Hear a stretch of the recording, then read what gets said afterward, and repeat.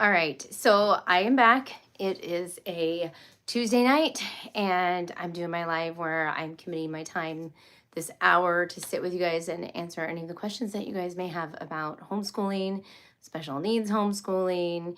I am a I'm not public school anymore.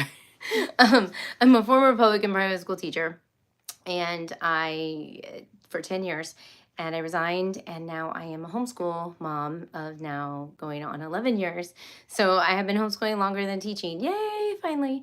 Um, so I'm here to answer any questions that you have. So as you guys are watching this video, feel free to drop a question in the link because this is my time for you guys. I do homeschool evaluations in Florida, but I also do consultations. And there are some things that I'm working on privately. I can't tell you yet, which will open up opportunities for me to help out you guys some more homeschoolers and then other areas. Yeah. So if you have a question, hi Jennifer. Let me know. I can't wait to tell you these things because it's a big deal, but I can kind of give you a hint, and I need to post it up on here.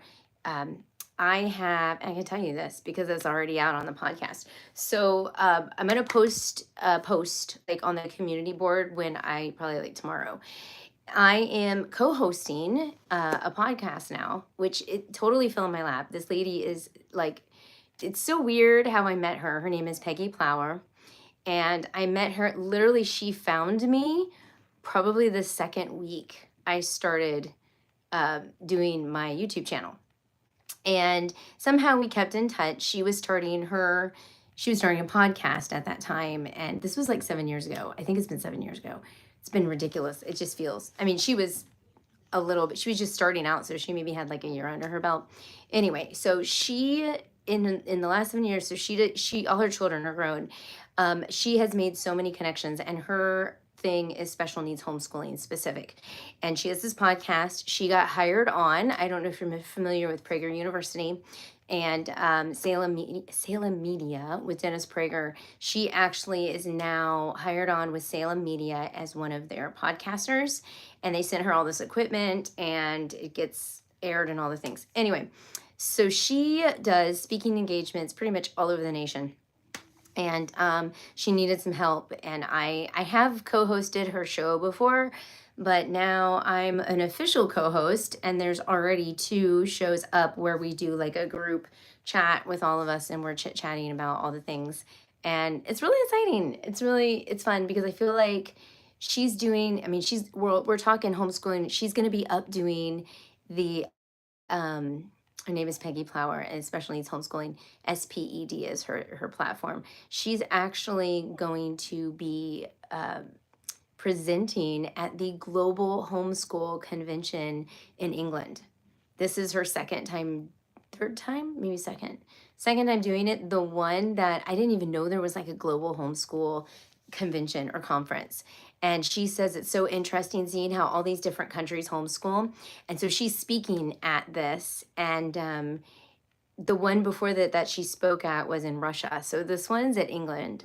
And so I'm kind of excited for her. And I told her, I'm like, I am now like, whatever you need.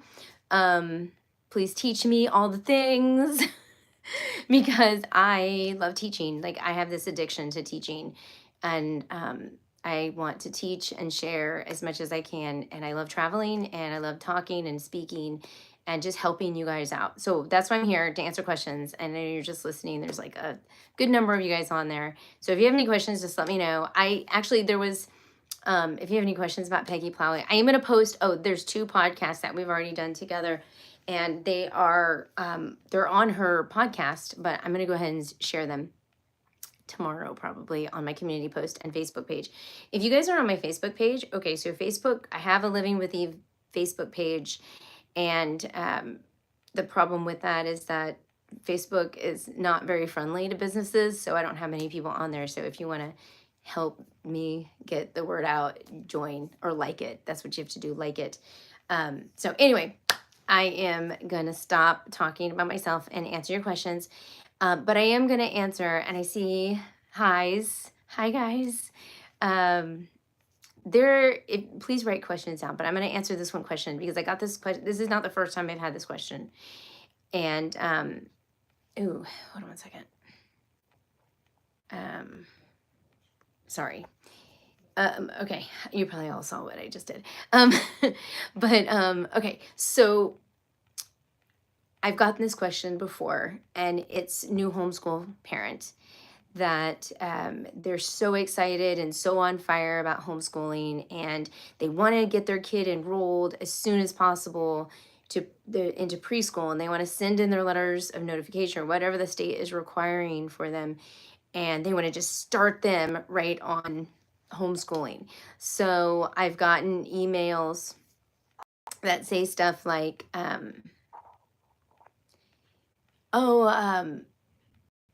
what curriculum can I use for my 4-year-old? What curriculum can I use for my 5-year-old? And I want to make sure I include grammar and this and that and this and that. And, you know, honestly, it's hard. You have to read. You just, at that age, you just have to read to them. And speaking of reading, I have a Naomi walking in. Actually, Naomi, can you go back to bed, please? No. She came in here. No, ma'am. Go back to bed. Daddy is out in the other room. I hate like getting up and leaving to take care of this, but Eric, I know. That's why it's live, right? Go back to bed. Huh? Are you going back to bed? Yeah. You can take that. Yeah, you can take those with you. Okay. Go ahead. She's getting her books. Sorry. Like real life right now. She's supposed to be in bed. I put her in bed. I prayed. I did all the things. Bye. No, okay. Hugs. All right. Love you. Now go back to bed. Okay. Nope. Go back to bed. Bye. Bye. I know you want to show your face. Okay. Say goodbye. Bye. Bye. Okay. Now go to bed. Say bye. Ma. Okay. You're going to. Eric, honey. Go see Daddy. Go take the books. Show Daddy the books. Okay, bye. Sorry, this is way too long. Go. Yeah, you can lock the door. Bye. Eric? She's in here, honey. Okay, that was like live. Okay, back to that question. And I got like more viewers as I was going through that process. Anyway, okay, back to the question. So the question was, what curriculum do I give my child when they're 5 and 4 or 3? I've gotten 3. I've gotten 6, and they're so eager to homeschool, and you want to just get all the things. If you guys have any suggestions, if they're different from what I share, feel free to drop them down in the chats. One thing that's really good about these videos is that it's not just my suggestions, it's your suggestions too. So my suggestion for that, of course, would be to not do so much with them. Maybe get an early elementary curriculum, or just read a lot. I feel like reading does so much for the child just at an early age. So, all right. So Jennifer shares, my son is 7.5. Wow. I'm 7.5. You can tell I've been doing math with my kids so much. I should be saying 7 5/10, but 7. Okay, let me get focused. My son is 7.5, learning cursive. He fights me on printing. Does much better with cursive, considering on going full cursive. Your thoughts? Oh, can he read print? I think like if he likes cursive, I would go with it. I would definitely do cursive, as long as he can read the print, because that's what's important. Eventually he'll go back. Yeah, she's saying it. So she also says, I say keep up the cursive. That's how the curriculum was when we were kids. Well, that's true. We all did cursive. Like, we were forced to do cursive. I remember that. Yeah, I remember my 3rd grade teacher, like, you have to do cursive. He reads on a 5th grade level. Yeah, so I would just do cursive. And then, because actually there's so much about cursive that if you ever get a chance, Andrew Pudawa actually there's a podcast that he did where he specifically talks about the benefits of cursive, not just on brain development, but fine motor skills. There's actually been studies that came out that said kids that can write in cursive do better on the SATs. And the reason they do better on the SATs is because when they get to the written portion, they can write faster. They say up to 15 minutes faster on the written portion for the SATs. So I know you're probably not even thinking SATs at this point. Like, I hope you're not. Um, but yeah, I would just keep doing cursive. That would be my suggestion. So that's it. I think I finished answering the question. Do you guys have other questions? I'm getting like this handful of people and everybody's just watching and I don't want to stop talking. Is anybody using IEW? I should ask you guys questions. Is anybody using, speaking of IEW, anybody using IEW? Or better yet, is anybody going to any conventions this summer? Like you already bought your ticket and you're going. Anybody? It takes time to type, I know. I'll tell you where I am. I'm going to be at the FPA, which is it's May 24th through 25th.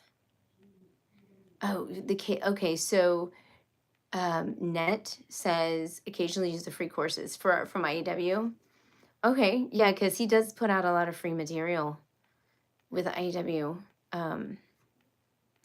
They're literally, I feel like IEW is the only thing that I really truly benefit from affiliating with. And I'm actually, no, why do I even say keep a secret? It's like once I put it on the internet, it's not a secret anymore. I'm probably going to be dropping my, as much as I love teaching textbooks, and I really do, I'm moving all of my kids off of teaching textbooks this year. Not that it's a bad curriculum, because it's not.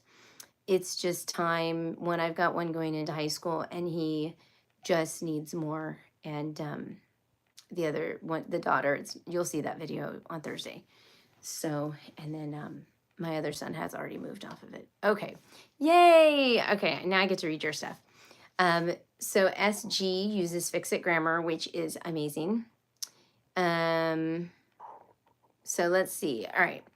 So ADHD. Hold on one second. Okay. My son was just diagnosed as 2E with ADHD, anxiety, and dysgraphia. Okay. I don't know what 2E stands for. We will homeschool through a charter school next year, so he will be eligible for an IEP. Okay, I didn't know you can homeschool through a charter school. That's interesting. For IEPs. Okay. I'm guessing 2E is that one where it's the combined with the hyperactivity and then the inattentive. That's my guess. Am I right? Yeah, the diagnosed, but there's 2E. See, it says my son was just DX, so I'm thinking that's diagnosed as 2E. So I don't know what 2E means, but I'm thinking that, in my mind, I'm thinking that's the combined type. ADHD, anxiety, and dysgraphia. Accommodations for IEP.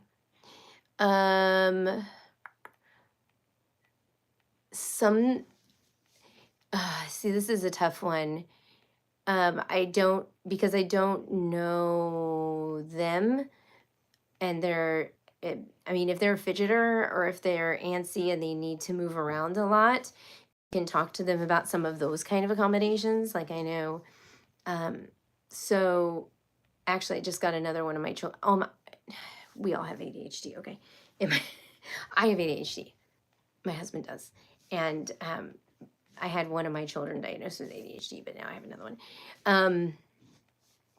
It's ADHD. I saw, you guys need to watch The Holderness Family. That guy, he talks about ADHD, and it is a gift. You just have to be able to harness it, and be able to, the impulse control is what kills a lot of people. And then when you've got the anxiety disorder attached to that, if you impulse and you do something that is potentially bad, it will cause you anxiety, or you have anxiety. I mean, it's just, I feel like it all connects anyway. But dysgraphia, he will definitely need more time on exams, anything that's writing, so any kind of writing accommodations, but definitely I would say time. And if he's a fidgeter and likes to move around a lot, definitely see if you can fit something in for that, because I know one of my kids, if I can get his blood flowing in the morning before we start schoolwork, then he will focus in on stuff. um he cannot have too much time. If I give him I mean, I have to keep it short for him, because but he's like sharp as a tack. I mean, if I stand next to him and he does his work, like let's say math, because he's so good at math. If I stand next to him and like keep directing him back to math, he will get his math done in like 15 minutes. And we're doing right now, he's working through BJU, and I'm actually between two curriculum right now. I bought Saxon, but I may be not using that because then I've realized there's another one that I want to use more, and now I'm kicking myself. So that's a whole nother story. I might be, before I even open the package, be changing my mind about curriculum. Because I know Saxon is dry, but I don't know what I was thinking when I bought it. I found another, I think I want to use Forrester with him, which is the, and I've heard, you know how, okay, Forrester, wow, I bet you guys are writing questions. Okay, 2-year, oh, here we go. Okay, I see this is did you see me just totally ADHD on you? I totally went off topic. Okay, 2 A's twice, exceptional, gifted. Okay, so he's sharp as, he's really smart. I've got a 3-year-old I know will be, okay. 2E is twice exceptional, gifted with learning differences. Gifted with ADHD. Okay. Oops. Sorry, scrolling through all of these. Yeah. So that, I didn't know you could diagnose someone with 2E. I did not know. I went, okay, now I'm curious if the school did the diagnosis, because both of my kids that I got diagnosed with ADHD, that wasn't even, I don't know what that means, I'll be honest. But yeah, I would do more time for dysgraphia, ADHD, and the anxiety. And then definitely, I feel like with the anxiety, just being aware, I wonder if there is something like something he can fidget with. I don't know. My kid breaks his fidget toys. I know, like having, I don't even know if this would be an IEP thing, but having some kind of teacher buddy in the school that he can go to whenever they have a panic or anxiety attack. Somebody that they can trust at the school that's outside, like a guidance counselor or a resource officer.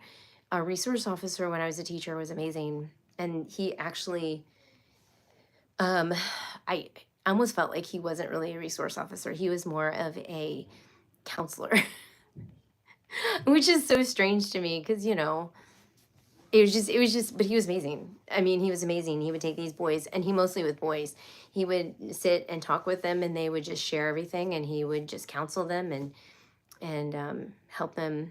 He was amazing. Perfect. He had the perfect job, or he was perfect for the job is what I should say. So I don't think that's an IEP thing, but that might be something to request, having somebody who he can go to trust. I know that I had a student. The hard part is like if there's a teacher though. I had a student that I actually had come to me, and I mentored her, and she was, it was hard because I had to teach at the same time. But I actually just, I figured out how to do it. Okay, let's see. I'm gonna go through your comments. I don't know how to feel about homeschool, online, public school, Montessori, or private schools in the future. He will not focus. Are you the same person that said they have ADHD? No.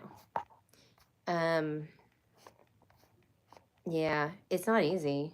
It's so not easy. Especially, I mean, yeah, I think a lot of people can join alongside and say, especially when a kid won't focus. I don't know how to say this name. Is it mandibular? I don't think I'm putting the accent right. I'm wondering if they have been diagnosed with something or if it's just they just don't focus and how old they are, because I guess it's really hard. If they can't focus, online is not the way to go, because all that does is it's just not good for cognitive development, especially if they're already having trouble focusing. Public school is very difficult in general. Like, that's why a lot of people homeschool, because if you're having an issue with any of that, public school is not going to make it better. Montessori is very hands-on. It's a very specific style of learning that's very good. So Montessori is going to work for certain kids, but not some kids. So it's almost like your kid has to be that kind of kid. If they're not a Montessori kind of kid, like they don't learn in that way, it's not going to help them. And I mean, private school can definitely work if you find one that works for you.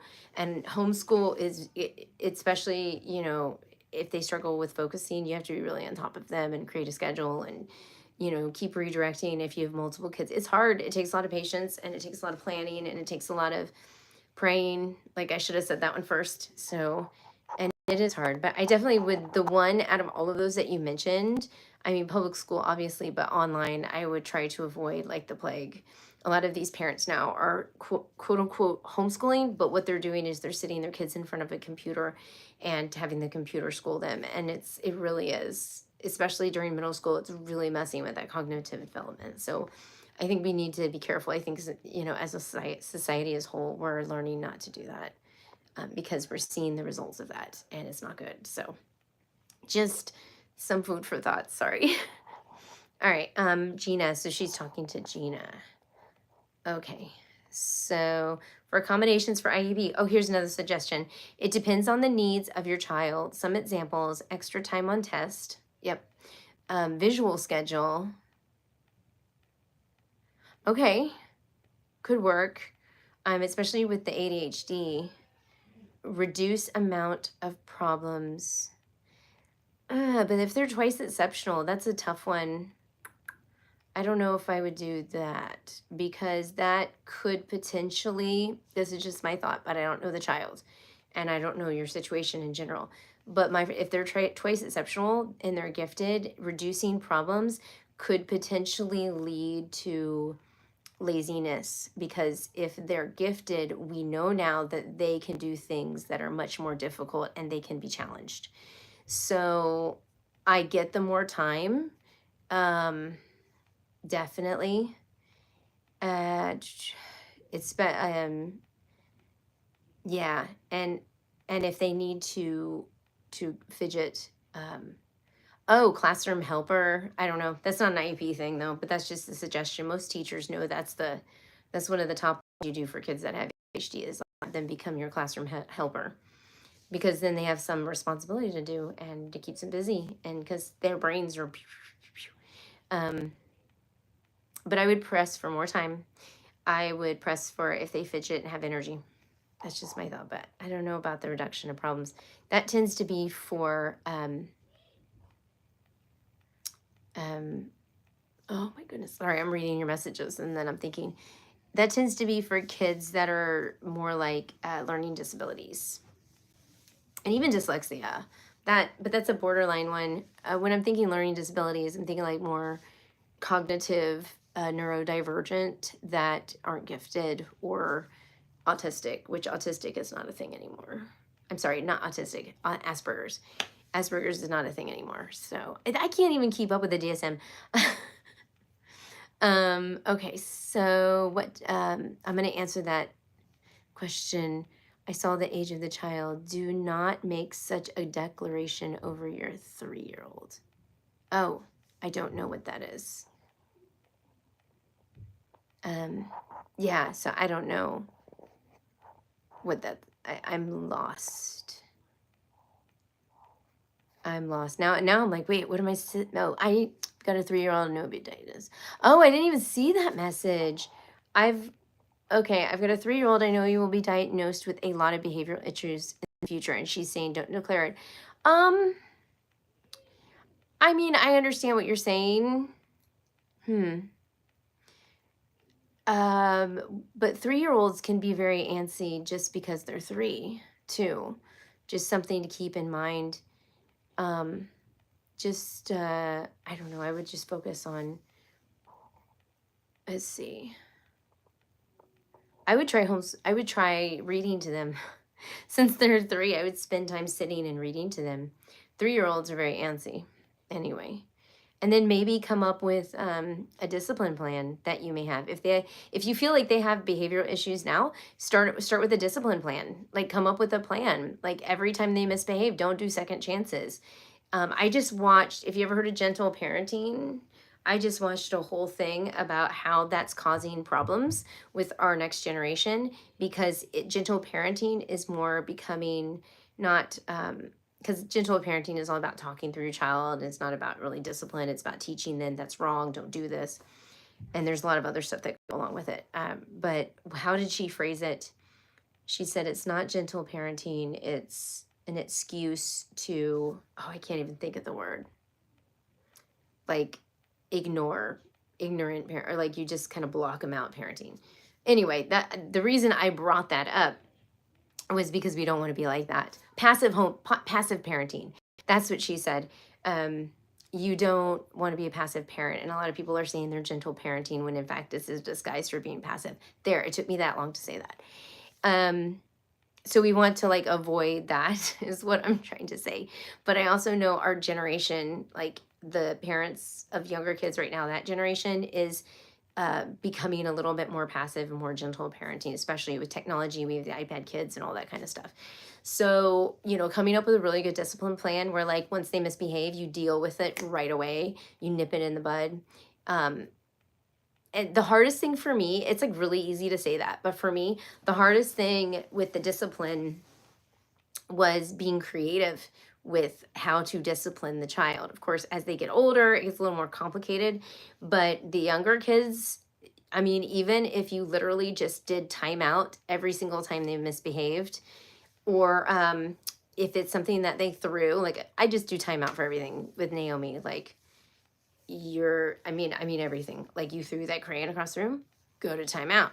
And I have a timer, and I know they say normally it's like for 3-year-olds they get 3 minutes, and 4-year-olds they get 4 minutes, that kind of thing. So we do that system. But I would really, really work on a discipline plan. If you have concerns about their behavior, nip it in the bud now so you don't have to deal with it in the future.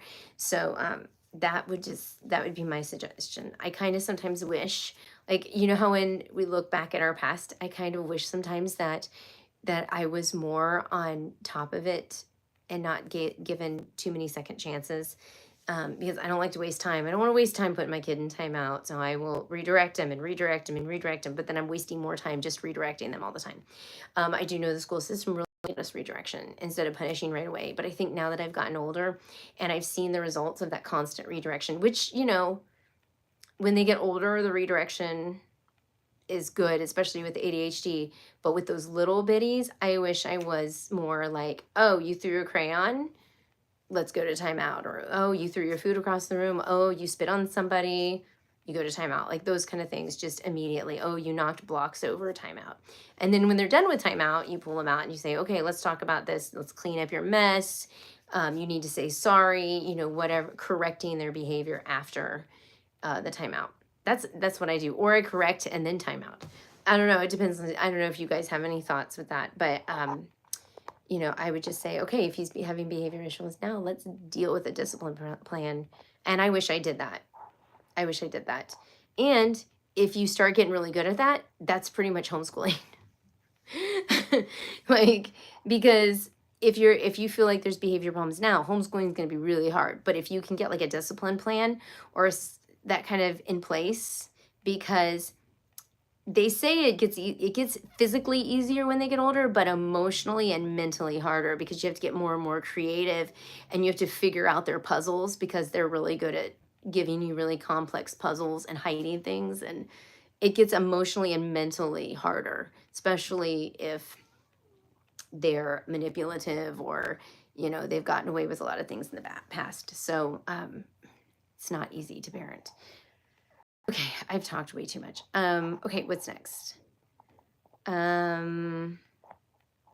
Okay, I wanted to answer this one.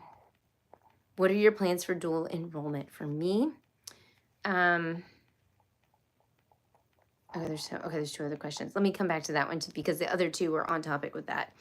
Model the behavior you want to see. Children do more of what they see than what they hear. Certainly not making any judgment. No, yeah, that's true though. That's true. I think modeling is definitely, yeah, they do. They copy you. I even laugh right now because my daughter's just like me. We don't have any official IEP. I make accommodations for my son as needed for him. Work shadowing helps.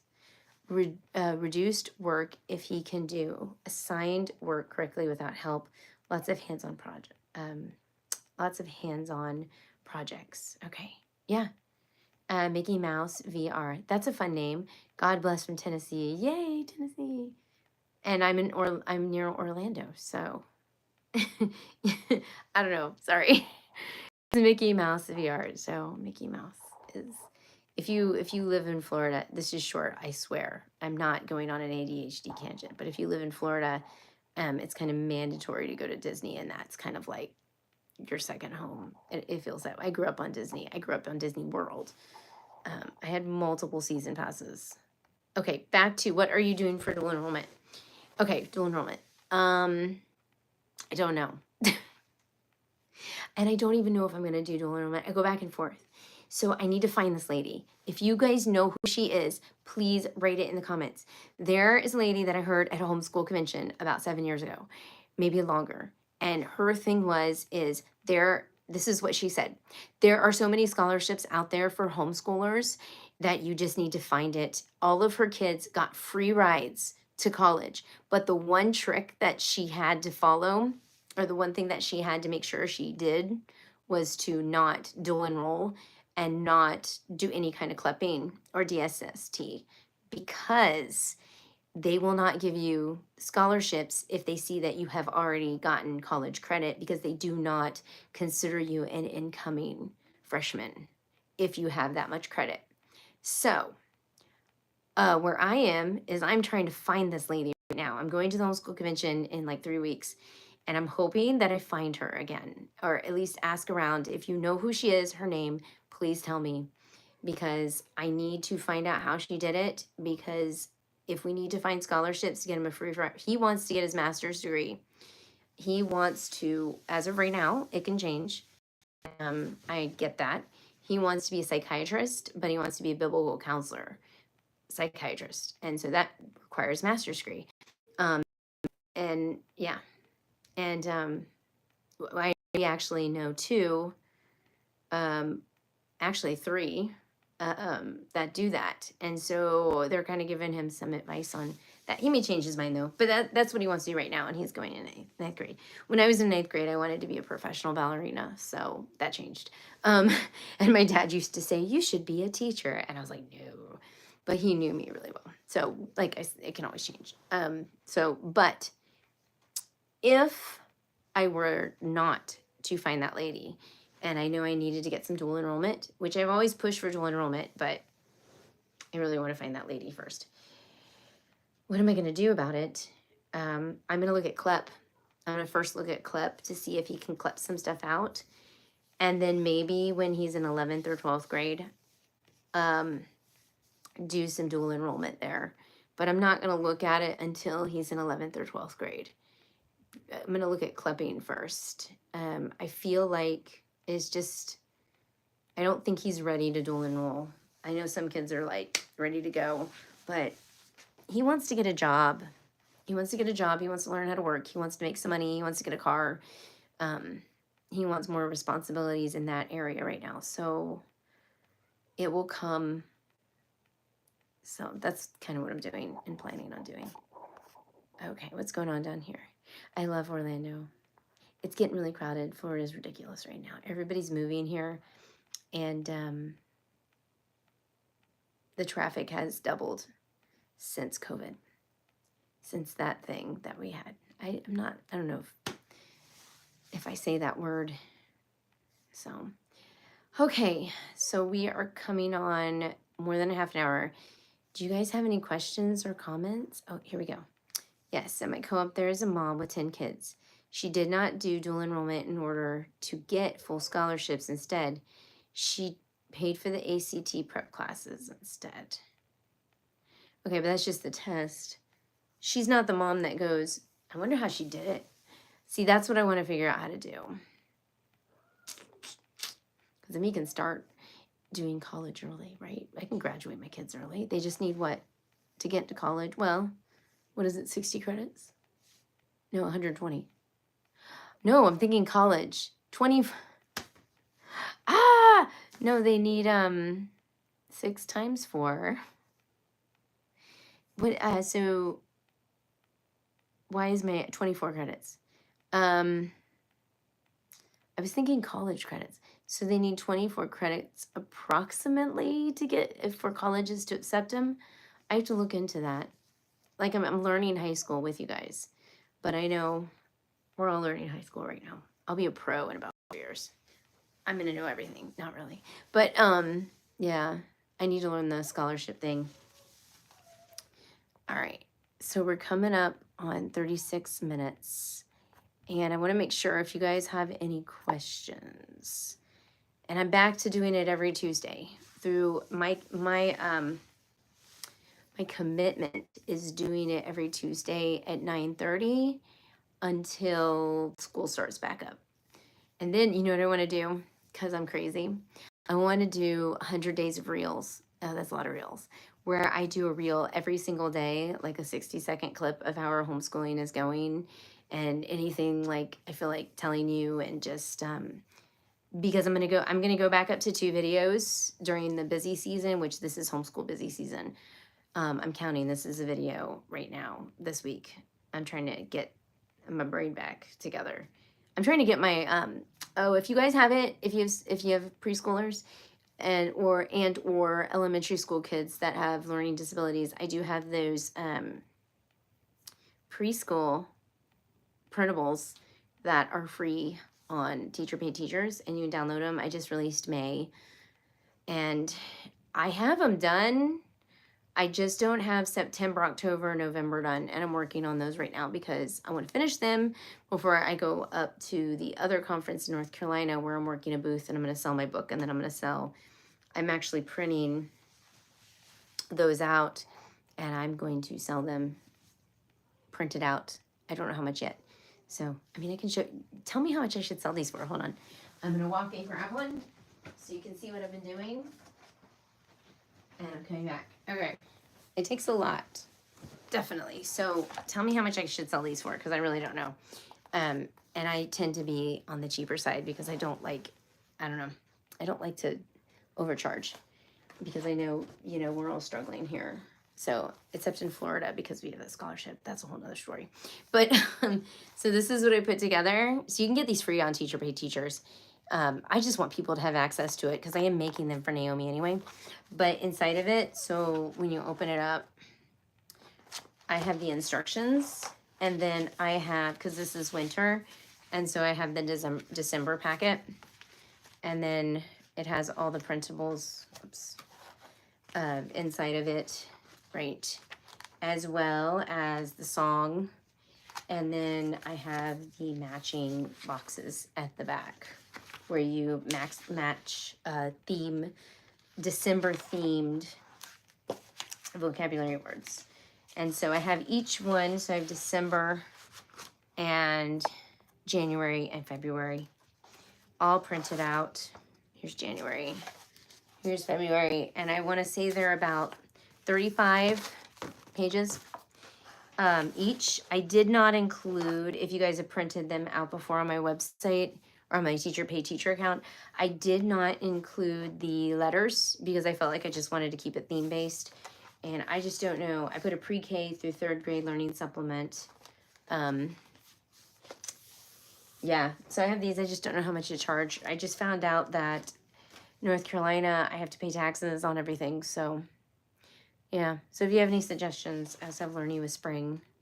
And then I have my book, which, guys, if you don't have my book and you're wanting to hear my heart about homeschooling and my thoughts It's a good book. It's general homeschooling, but it's more of an encouragement. And what I like about my book is that it's got some success stories in there about families that I've met and interviewed and just seen how their kids, it gets pretty deep. So, all right.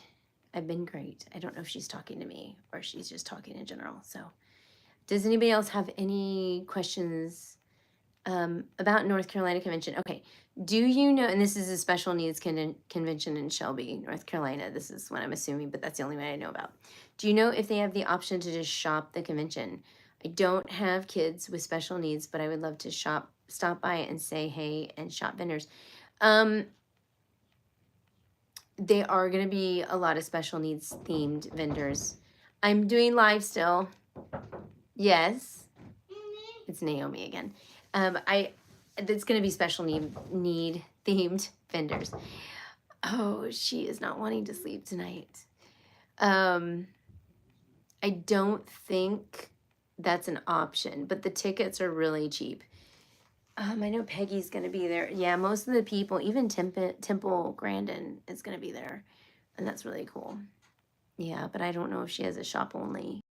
You would have to go to her website to see if that's an option, or email her. I know she's really busy though. I don't know. So I'll have my book and I'll have those printables. I don't know. I don't know what else is all there. I'm going, honestly, I'm going to do the network thing and just to meet people. I think I just like to meet people and I like to talk to people and hear people's experiences and just get to know people. That's really why I'm going. I'm not there to sell. I mean, if I sell, great. It would be nice to break even on the booth, on the cost of the booth, and maybe travel expenses. I'm so cheap that we're camping. Well, actually, when I'm there, I'm going to be in a cabin. That's glamping. But like the second half, like as soon as the convention's done, like we're literally like running around North Carolina doing tent camping because I love tent camping. Okay, yeah, that's cool. It's so close to me, and I don't know if any other conventions in North Carolina. Isn't there like a big one though? I don't know where it is. And I feel like that's the 24th and 25th and 26th, that weekend of May. There's another one. There's a North Carolina one. Look it up. I want to say it's called like Vibrant. I don't know. But it's not that big, but it's bigger than this one will be in Shelby. I know that when I talked to Terry McGee, she's the one that's putting it together, and she's done online conventions for years. The only reason I'm not speaking at that one is because I missed the deadline. And she told me like next year she'll give me the deadline early, and then hopefully I can speak there. But I'm secretly just bringing my stuff, and if she needs a speaker last minute, I'm gonna be like, look, I have my stuff ready to go. If you need a speaker, I can speak. Just let me know. I'm totally gonna do that. I love teaching. I love getting a break to teach and talk and get to know people. So, yeah, I think that's it. I'm almost to my hour mark. So if you guys don't have any questions, I'm gonna go ahead and sign off, and then I'll just see you guys next week. I'll try to put the link up earlier. Sorry, I waited till the last minute today. But yeah, leave me in the message in the comments if you can think of about how much I could charge for that. So, all right, I'm gonna go ahead and sign off since I can't talk. No more questions. So since there are no more questions. All right. Oh, wait, I got a question. Yay. All right, I have my daughter. She has Down syndrome and how to learn the ABCs. A lot of repetition over and over and over and over again. And every possible method that you can do. You have to do it every day. You have to watch it on TV. You can play games with ABCs. You can do flashcards. You can make the ABCs out of Play-Doh. You can trace the ABCs on a chalkboard. You can say the A and the ah sounds.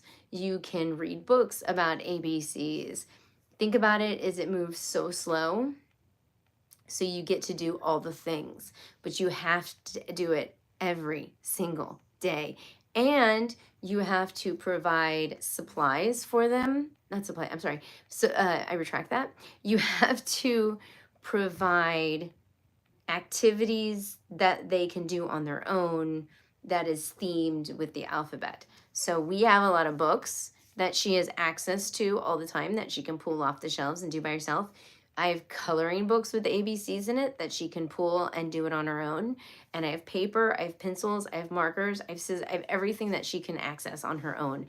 And she does. She'll pull it off and do it on her own because she gets in that routine. Even though she fights me a lot, she eventually starts to get into the routine of how to form the letters, how to do things, and then she'll start self-teaching herself and self-practicing. So it's repetition, repetition, repetition. I can't even stress enough because she will learn it. I mean, Naomi, she learns it 5 times slower than everybody else. But if you knew how much time I spend with her on learning stuff, not to mention her siblings are also working with her, it's like a family affair. And she's learning.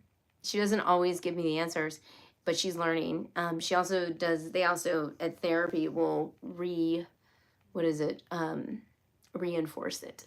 So I couldn't think of the word. So that's kind of what we do with Naomi, which is funny because I'm saying this and I hear her brother in there going, do you want to read? He's trying to get her to sleep. She does not want to sleep right now. I don't know if you can hear them.